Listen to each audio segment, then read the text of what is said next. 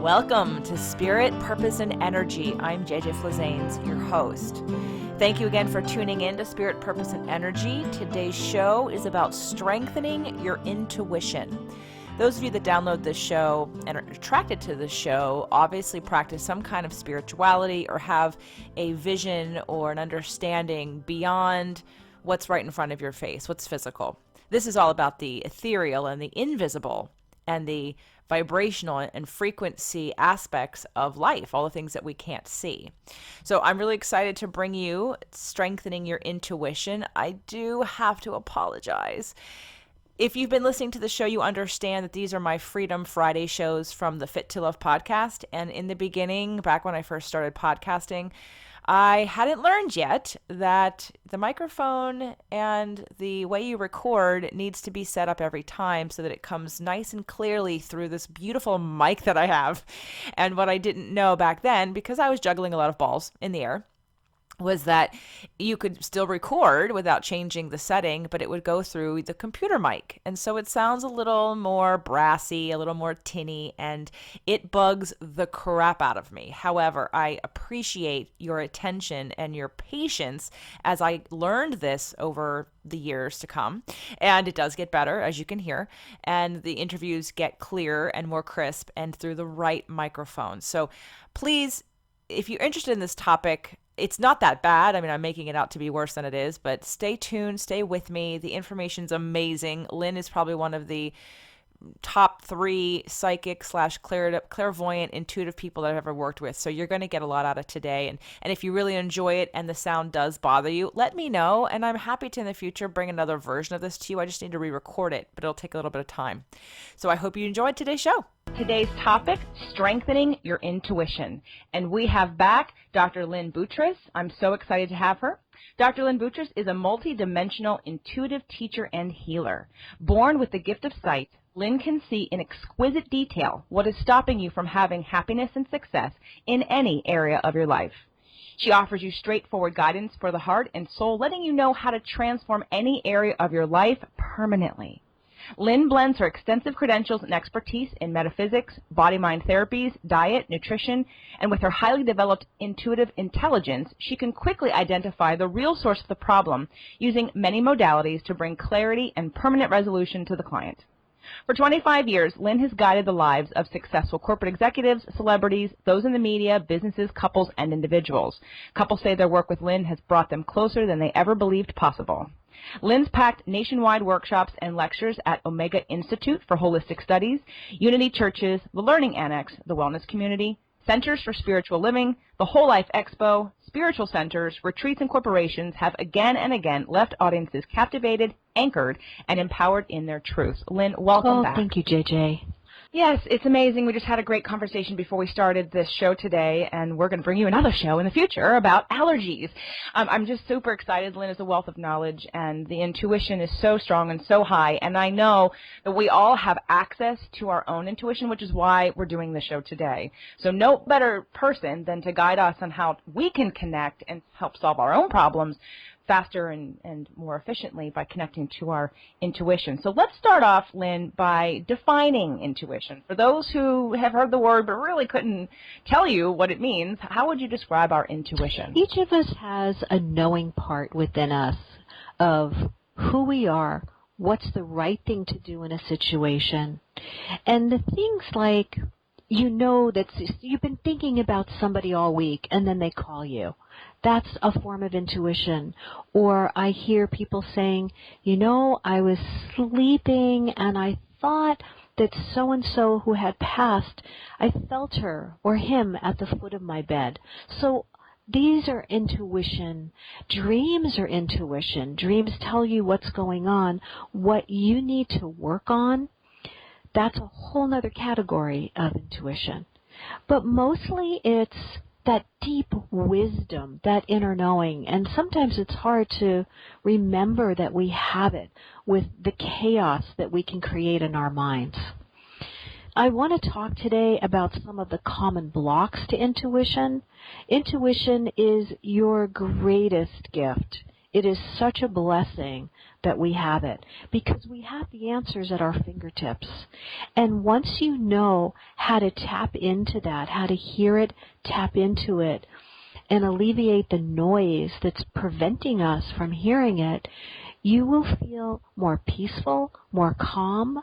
Your self-esteem will come up. You will feel like you know things rather than you have to prove things. The control falls away, the struggle falls away. So it is just a wonderful gift that's already downloaded in you. You just need to learn how to use that app.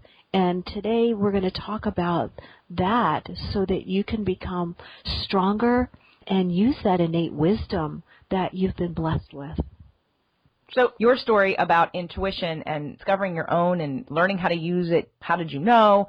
How did you use it for others and for yourself? Yeah. I was born with this gift inside of me and did not know how to use it productively until I was around 35, 36, and saw that I could help people in saying what I was seeing, insofar as how their emotions were blocking their success in life on many levels. So basically what I see is I see numbers around the person that tell me at what age the issue started that they're speaking of, or maybe there's a bigger issue that their energy field wants me to bring to them. I see moving pictures as if you were watching a movie of something happening. So now I have the picture, I have the number, and I see the energy around them, so I see that it's centered in their gut. So maybe somebody says, I have digestion issues, and I'm looking there, and I may see the issue that started that. And that's how a small snippet of how I work with people in undoing the energy when it's turned against us. So the issue in itself may not be as awful as we think, but what we do in our minds with it may be worse than what's happened. And that's where I want to segue into this mind chatter piece that can be so destructive for all of us, and how it is the biggest block to intuition. Because if we're listening to all that negative mind chatter, there's no space for our intuition to come in. We need to create the space for it. And so today we're going to talk about how to do that. And I'm just going to briefly touch on some of the most common blocks to intuition because you may be unaware of them. And as we bring it today to your awareness, hopefully this will open a door to catch yourself in doing them. So the first one is mind chatter and how we think, which is really the ego, which its job is to keep us stuck. The more you listen to that critical, negative voice in your head, the more stuck, chaotic, confused, angry, alone, frustrated, and sad you become. So we want to get out of the mind, out of the ego, where there is no clarity and no truth. There's decision making, which is fine, but again, that's based on your mind. And if your mind is full of fear, and we'll talk about that in a minute, you're just going in circles. So if you've ever felt like you're playing ping pong within yourself rather than making a decision that feels right, your mind is probably doing its best to run you in circles so that you don't make a decision and move forward.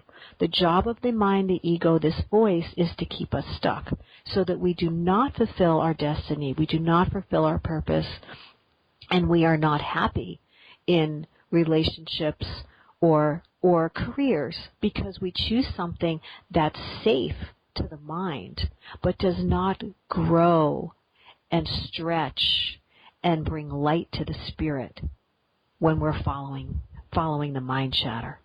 So the first thing to do is to stop yourself and let that voice know, I am not interested in what you have to say. And as you negate it, Now remember, we created the voice, so we can uncreate it. So you do have the power to do this. And it does take work, but the payoff is tremendous. The fear of loss and change is another thing that prevents us from listening to the intuition. We have the illusion that what we have is okay, or we think that there's nothing better. This is my last chance for some women as far as choosing partners. I hear, I'm 30, I'm going to be over the hill, who else is going to love me? That's your ego, that's your mind chatter again. So the mind chatter, the ego, works as a placeholder for the ego and mind to ruminate in circles and to keep us distracted from moving forward. And when that your mind space is filled with fear or old unresolved emotions, we can't hear our intuition. It has no place to enter. Another one is trying to be perfect on the outside to gain love and acceptance while your spirit is malnourished and is suffering. It's not being fed. Your intuition it's like the best food for your body, mind, and your spirit. Any type of addiction usually stems from the mind. When the mind and the heart do not match, then we have addictions that form because we're trying to shut the mind down and stop the negativity, and so we go to things that will numb it or dull us out. If we have difficulty in receiving, that's another one. So people want to stay open. You want to stay open and available to receive love. Because if you're not, how will you receive the intuition? So if your heart is closed or if you're fearful of getting hurt, that's going to be really hard for you to hear your intuition because you need to change the channel to receiving mode. And last, we need to be in our bodies to receive the information rather than in our heads. We need to feel grounded, we need to feel centered, and we need to feel present in our bodies, which not many people are. They're more present in their heads. And if 90% of your energy is in your head, then again, the intuition is going to get a busy signal. So those are just some of the very common ways that we block intuition. Great. So we have mind chatter, fear of loss and change, being perfect, not receiving, and then not being in our body, or being in our body and not being in our head, to block intuition, like you said, which is probably a lot of people. And all of us probably deal with one thing at a time and get better at one thing and always maybe have another. So in terms of how we can connect, so without looking at this list and deciding that, well, I'm not good at that one, I'm not good at that one, but I can do those things, how can I start to strengthen my intuition? Notice how much you live in your head and where you make decisions from and why you're making decisions. And so I would take it a step further. Oh, I'm going to do whatever it is. And then ask yourself, does that serve my higher purpose? Is that the right thing for my spirit rather than is this a decision that's going to keep me smaller? So does this decision make me larger or smaller? So that's one thing we can do.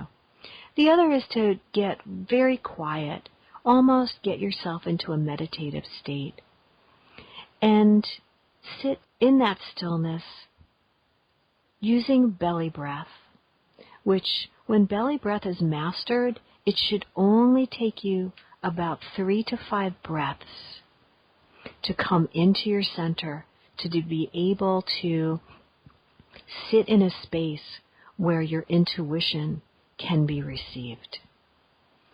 And if you would like to do that now with us, feel free to do that. And I'll just walk you through a quick exercise. So find a place where you can be still. And let your belly extend and expand right around the belly button area, kind of coming out like a football. Letting the thoughts go. And begin to come into your body and feel your body. You may notice, oh, my shoulders are tight, or my back is tight, or I've got some tension in my mouth. Oh, I notice my forehead is wrinkled. I'm thinking so hard. Begin to notice your body. Begin to connect with your body. And just do a brief body scan so that you become aware of any body sensations or feelings that may want attention. And when you're doing this and you have more time, it may take 10 minutes, it may take 15 minutes for you to get to that space. The more we think, the longer it takes until we retrain ourselves and it becomes more natural. Keep letting go of the thoughts and just stay still. Being still and breathing, and as you exhale, you can let go of any stress or tension that may be in your body. Just let it all flow out with your breath. Letting it go. There's nothing you need to be doing right now. There's nothing more important than you. This is your time. This is your moment.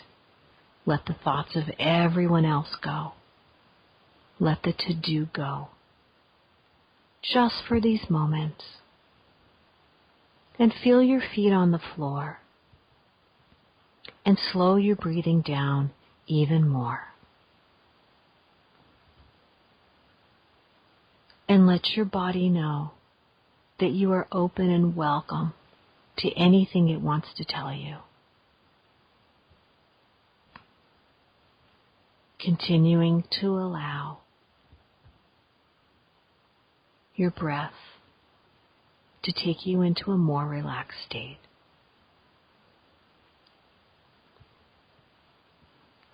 And one of the ways you can touch upon what's going on in your body, because our body does have messages for us, that tension in your stomach or that knot, it wants you to know something. It doesn't want to be there. So emotions and body sensations are just energy that want to leave. It wants to leave your body. It wants to support you in the free flow of your life force. And these are blocks to the life force. So welcome any intuition that wants to come forward. So check and scan your body and see if there's something that's tight or tense. And focus on that area. And ask, what is it you're trying to tell me? What is it I am to know? And sometimes you'll get an answer quickly. And sometimes it will take a little while until it gets easier.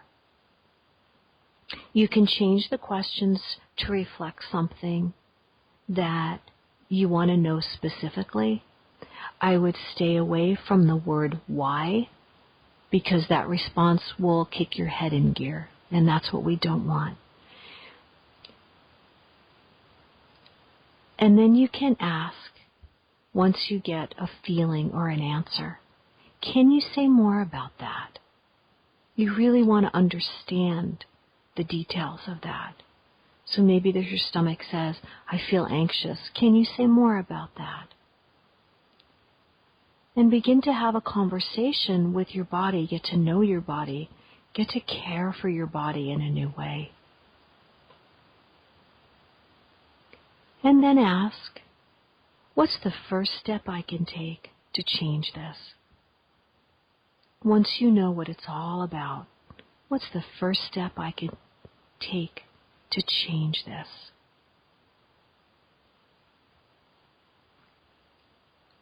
You can also ask, maybe there's somebody in your life that you really want to understand or get the answer to of what's going on. And you can ask a question like, can you tell me what's really going on between myself and so-and-so? And wait for an answer. How do you know? So the next question will be, how do you know when you've made contact with your intuition other than the critical voice? Because we know it's a know-it-all. That mind chatter is a know-it-all. It's got the answers to everything. It's been running your life forever. When you receive the answer and you're not sure, check your body. If you feel anxious from the answer, it is probably your critical voice. It is probably not your intuition. If you feel calm and centered and kind of that relaxing feeling in your body, you are probably at your intuition. Now, you can use your brain to put your intuition, what the answer is, into gear. But most people use it the other way around. I think that's a really good point to stop with for one second, because this was great, and I'm enjoying my belly breaths and feeling into my body.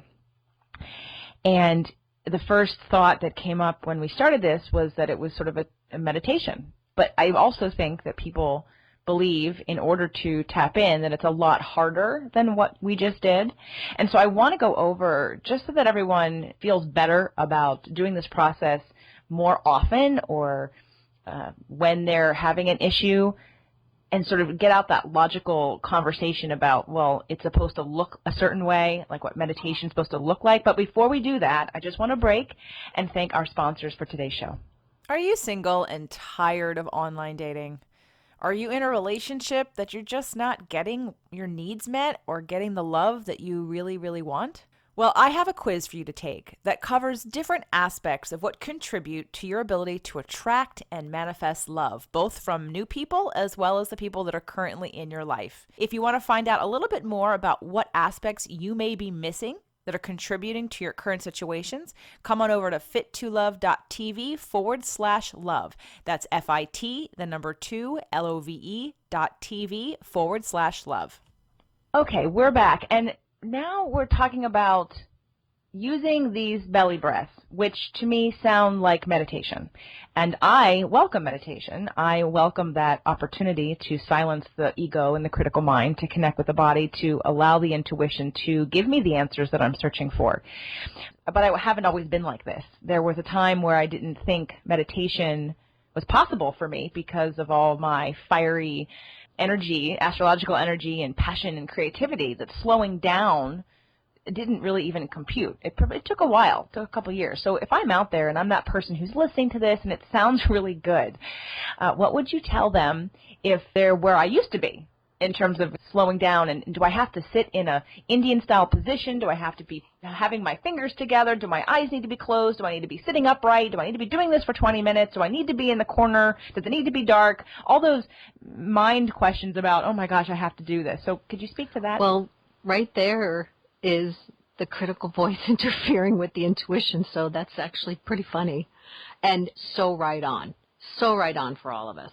What are we supposed to do? So there's the mind chatter right there. Don't let yourself get caught up in that. It will be whatever you make it. You can sit on a chair and sit just in a comfortable position for you. It is better when you're beginning to have your feet on the floor and your hands maybe by your side or in your lap, just not folded across your chest, because that is not a receiving mode, and we want to be in receiving mode. So have your body open. I think JJ makes a great point in the thought process, because that will shut us down.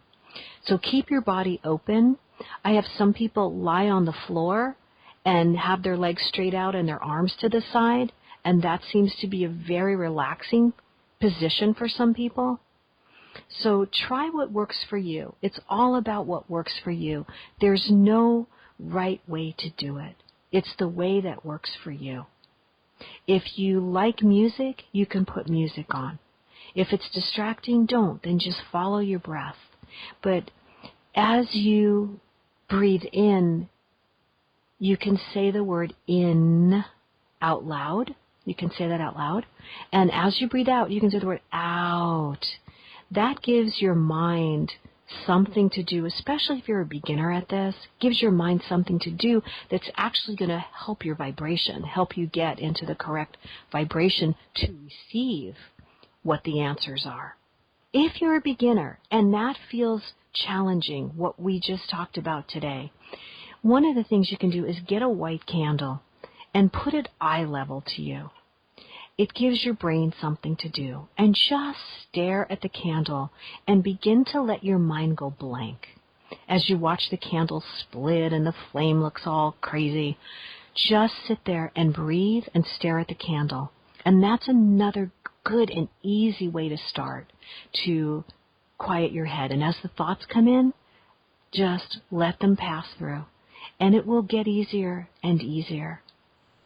I'm so glad that you just said that. I love the candle idea, and not only the candle idea, but the idea that whatever works for you. In fact, the way that I got into and how I accepted the idea of quieting my mind and being still, sort of how I worked into that was because I used to get downloaded messages, sort of the answer to the problem or the question I was dealing with at the time while I was running and listening to music. My body was in action, my mind was distracted with the music, and all of a sudden, just out of the blue, I'd get the best, most creative ideas. And I know that's the exact opposite of what we're talking about here in terms of really getting into your body and being in touch, but it started to show me what was possible. Dancing for me, it used to be and still is very meditative, especially because I do partner dancing. I teach salsa, perform, and it's my favorite dance because I'm following and I don't have to think. And all of a sudden my body's moving and the music's going and it just feels like a meditation to me. And so taking that energetic flow of my body and that disconnection of my brain, literally, and then running with it and having mind go, and then just allowing these downloads to come in, I went, wow, there's so much benefit. So it really was what convinced me, maybe you can try this not running and having music in the background. Maybe there's really, I see where I have a problem or an issue that I'm dealing with, that I really want to know the answer, and I know that the vibration of the answer is a different vibration than the problem. And because I didn't have any resistance to it, I'd get the answer. And my running became therapeutic for my business and for my life more than just physical. It became the way in which I'd get the best ideas. That's great. A lot of people get them in the showers.